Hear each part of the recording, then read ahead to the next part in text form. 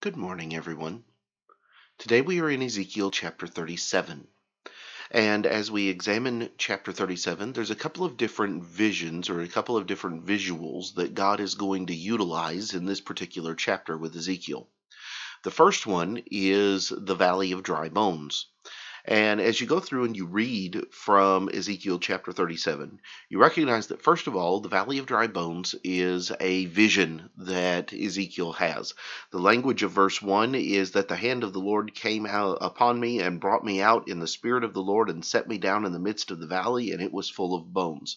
This is similar to the language that we see early on in the book of Ezekiel about the visions that Ezekiel has. So this is not a literal occurrence. This is not something that literally happened. This was a vision that Ezekiel had.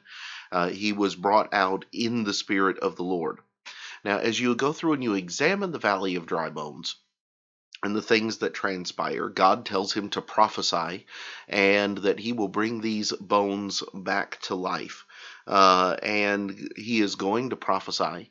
And verse 6 says, "As I prophesied, there was a noise and suddenly a rattling, and the bones came together bone to bone. Indeed, as I looked, the sinews and the flesh came over them, or came upon them, and the skin covered them over, but there was no breath in them."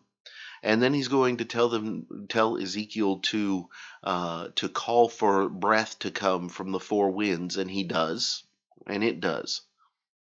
So what does it mean? Well, God's going to tell us what it means. And he is going to tell you exactly what it was intended to relate in verse 11 when he says, "Son of man, these bones are the whole house of Israel. They indeed say, our bones are dry, our hope is lost, and we ourselves are cut off. Therefore prophesy and say to them, Thus says the Lord God, Behold, O my people, I will open your graves and cause you to come up from your graves and bring you into the land of Israel. Then you shall know that I am the Lord, when I have opened up your graves, O my people, and brought you up from your graves." You have here the promise of God that they will return to their own land. Being brought up from the graves is not literally the idea of being brought up from death, but rather he is talking about it from the standpoint of being brought back from their captivity, being brought back from their death in another land, and being able to come home again.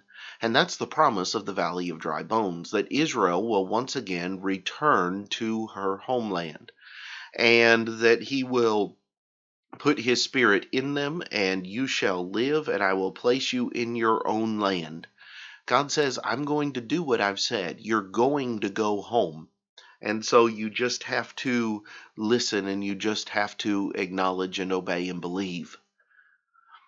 But then he goes on to say, this is not the last thing that he's going to say. He's going to go on to say, in verse 16, give a second visual. This isn't a vision per se, but it is a visual.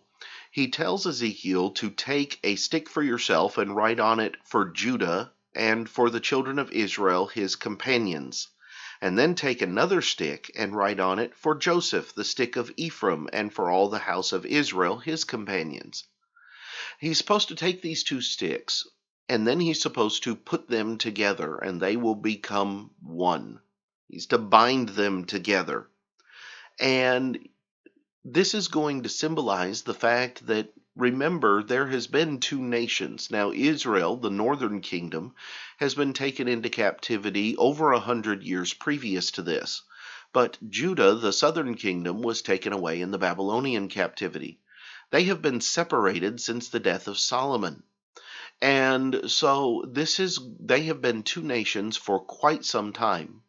God is going to use this as a message to them that they will no longer be two separate entities, that the remnants of Israel and Judah will once again be formed under the common banner of Israel.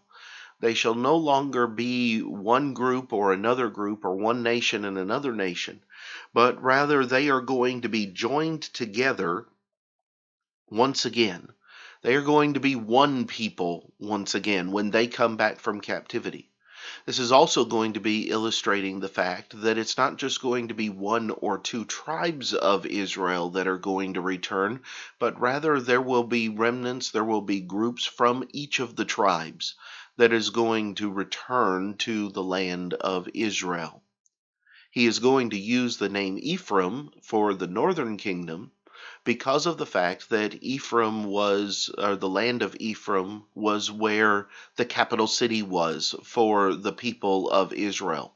And for the northern kingdom of Israel, Ephraim was often, they were often described as Ephraim. And so that's a common usage of that particular name.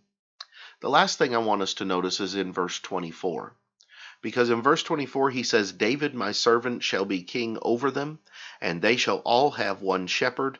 They shall also walk in my judgments and observe my statutes and do them. Someone says, wait a second, how can David be over them? David has been dead for 500 years at this point.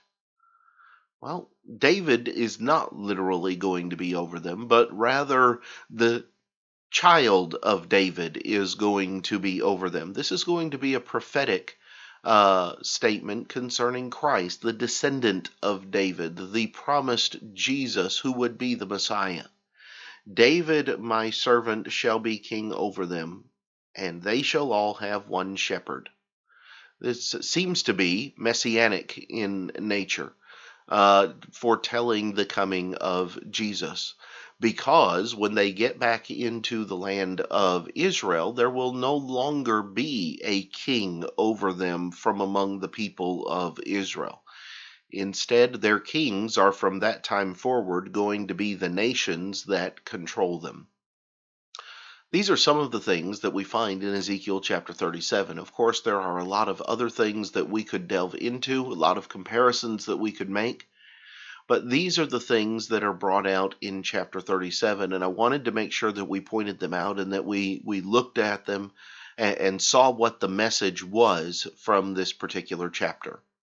And so I hope that these things have been beneficial to you. Tomorrow we will come back and begin an examination of Ezekiel chapter 38. I hope you have a great day.